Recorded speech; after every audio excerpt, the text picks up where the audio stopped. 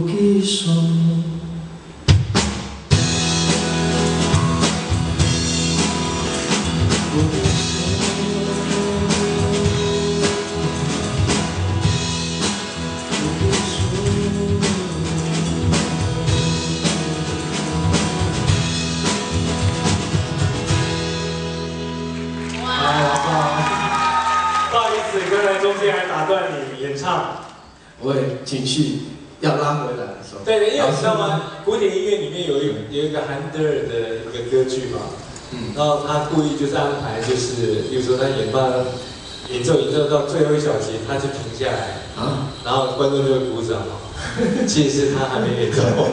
所以那一小节是用来考验观众的那个 sense。然后有很多人去听那古典音乐，就是大家都因为古典音乐很怕拍手的地方，然后就拍错地方就会被人家白眼嘛。 所以韩德尔那出戏从头到尾大家都不敢拍，因为他想说，糟糕了，现在冲出去会不会全场只有我一个人拍？